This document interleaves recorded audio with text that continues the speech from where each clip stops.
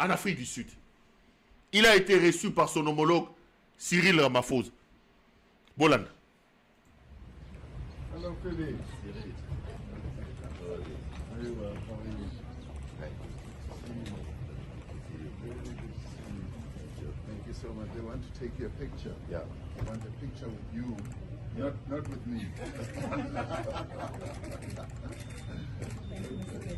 Thank you. On the side, please. One more seat, sir. One more seat.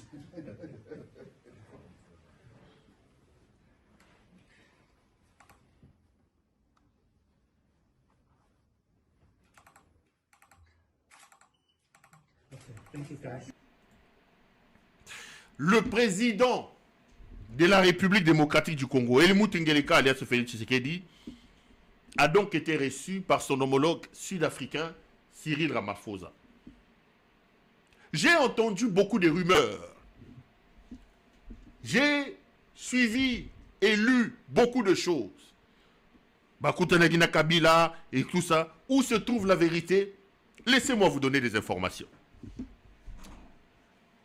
La première grande information que j'ai à vous donner sur la question, c'est que Ramaphosa et Tshisekedi n'ont pas rencontré Kabila. Je demande de la manière la plus formelle. Et sur ces points, mes caméras sont très formelles. Kabila n'a pas rencontré Tshisekedi en Afrique du Sud. J'ai vu les écrits. J'ai vu même des vidéos. J'ai vu les gens dire qu'ils se sont rencontrés pendant 55 minutes. À 3. Non. De la manière la plus formelle, je voudrais ici vous donner les vraies informations. D'abord, laissez-moi commencer par démentir cette information. Ils ne se sont pas rencontrés. Kabila n'a pas rencontré Félix Tshisekedi. Ça, c'est clair. Sori Moutalobi, le contraire, il sait que les caméras de Perrault ont dit que c'est faux. Mais l'information que je peux vous donner sur le 3, c'est que selon mes caméras, Ramaphosa s'est entretenu il y a 2 semaines à peu près, entre 10 et 2 semaines, avec Kabila. Et mes renseignements indiquent qu'il se serait vu à Harare.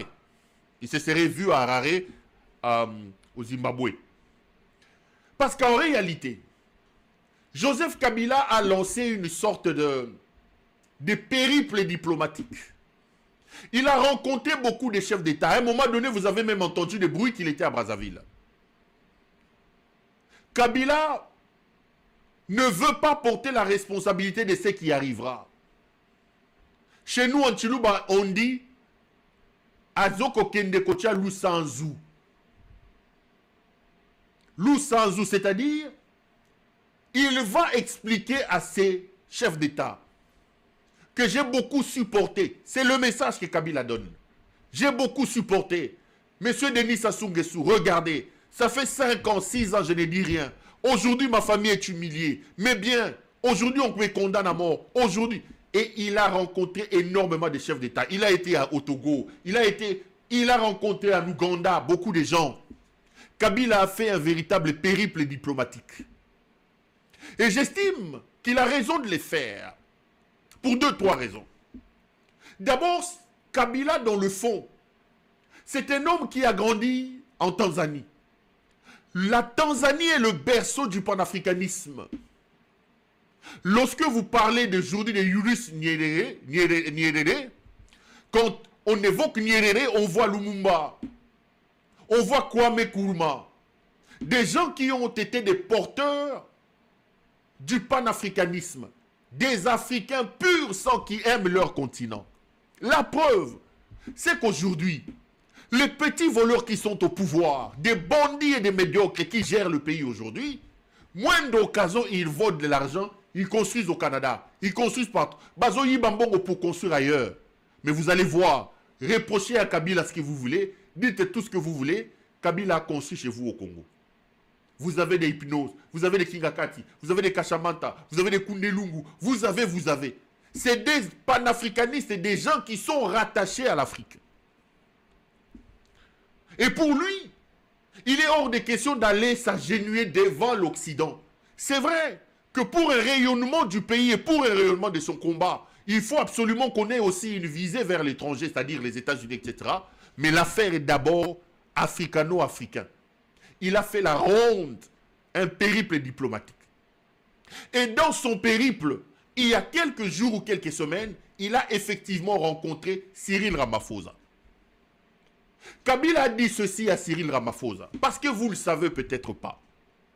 Lorsqu'on vous dit qu'il y a des chefs d'État africains, lorsqu'on vous a parlé des accords et de l'arrangement à l'africaine, effectivement, Ngeleka n'avait pas gagné les élections. Et pour avoir cet arrangement, pour signer les accords, on vous évoque les présidents africains, il y en avait 3. Al-Sisi de l'Égypte, Uhuru Kenyatta du Kenya et Cyril Ramaphosa. De ces 3 présidents, au niveau de l'Afrique subsaharienne, Afrique noire, seul Ramaphosa est aujourd'hui au pouvoir. Al-Sisi en Égypte, avec la situation Gaza, etc., pris. Kabila a donc pris Cyril Ramaphosa en témoin. Monsieur le Président, vous étiez lorsqu'on a signé des accords. Regardez la folie de cet homme. Regardez ce qu'il a fait. Regardez ce qu'il a fait. Il a détaillé un certain nombre de griefs qu'il tient contre Tshisekedi. Des griefs voulus et organisés par la folie d'un homme. La folie de Tshisekedi. La folie de Tshisekedi. Qui croit aujourd'hui qu'il est incontournable. Qui croit aujourd'hui que lui, c'est le centre de la planète, le nombril de la planète. Le roi, Lazare est ressuscité, le roi soleil. Kabila a expliqué à Ramaphosa. Un peu comme on dit, c'est que je vais faire maintenant. Nakoyoka lisusu mutite. Et Ramaphosa, ayant fini de discuter avec Kabila, a donc décidé d'appeler Tshisekedi. Vous allez remarquer 2-3 choses qui vous montrent que le ton des échanges entre Tshisekedi et Ramaphosa n'était pas cordial. La première, c'est que aucune déclaration n'a été faite entre les deux hommes au sortir de ces rencontres. Quand on connaît la prolixité, quand on sait que Tshisekedi ce n'est pas un homme avare en termes de paroles, on se pose la question. Il ne pouvait pas parler parce que les échanges, le ton n'était pas cordial. Ramaphosa lui a caché des choses, je vous dirai. Deuxième chose, remarquez que juste après la rencontre, Ngeleka, le voyageur, le touriste international, a immédiatement pris son avion pour rentrer au pays. Quand on connaît le goût pour le voyage, le goût pour le tourisme de cet homme, il arrive en Afrique du Sud, juste après la rencontre avec son homologue, il décide de reprendre de son avion et de partir. Ces 2 éléments, quand on est un observateur averti de la scène politique congolaise, doit amener à se poser des questions. Donc, le ton n'était pas bon. Selon mes caméras, Ramaphosa n'est pas passé par le dos de la cuillère. Il a dit à Tshisekedi qu'il faisait fausse route. Il a dit à Tshisekedi qu'il faisait fausse route. Et dans sa médiocrité, Tshisekedi a commencé à étaler des choses. Kabila veut rentrer au pouvoir. Kabila est avec les M23. Kabila est ceci. Ramaphosa lui a dit que tu y es le problème dans ce pays-là. Il faut absolument créer des mécanismes de décrispation. Deuxième élément, appeler au dialogue et laisser Kabila tranquille. Cette histoire du procès Kabila, où on veut condamner Kabila à mort, si vous voyez que ça commence à tergiverser à gauche et à droite, on repousse, on crée des faux reports, c'est parce qu'on est en train de lui expliquer que tu mets Kabila jusqu'au bout, tu l'amènes jusqu'au bout, c'est un militaire, il réagira. Ramaphosa lui a caché des vérités sur son mauvais comportement, le manque de respect des engagements pris avec Kabila. Et d'ailleurs, lui, il est bien placé parce qu'il était là. Parce qu'il en sait quelque chose de ce qui se sont dit. Mais notre médiocre Helmut Ngeleka, comme dans ses habitudes, il n'arrive pas à percevoir des choses et il part. Lui qui pensait que les Américains viendront régler les problèmes, qui pensait que les Qataris viendront régler les problèmes. Pourquoi il fait la têtutesse? Pour 2-3 raisons. La première raison majeure pour laquelle cet homme ne veut rien entendre, ne veut pas accepter la raison, c'est Ngeleka a encore dans sa tête la détermination et la volonté de pouvoir changer la Constitution. Et ça, ce n'est pas la première fois que je vous dis. Il sait qu'aujourd'hui, aller dans un processus d'apaisement, un processus de dialogue, amènera d'abord et avant tout à une clause de respect de la Constitution. Le respect de la Constitution suppose que lui ne peut plus avoir un autre mandat.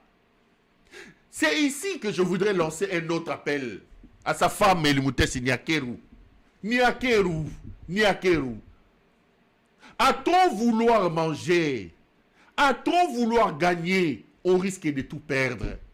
Boko comme à niveau mokona mutoyo, oyo zobenda mato ite tato oyo ngele koyo, même oyo sibo yibi, et kokome la bino passe à kokitana mungongo.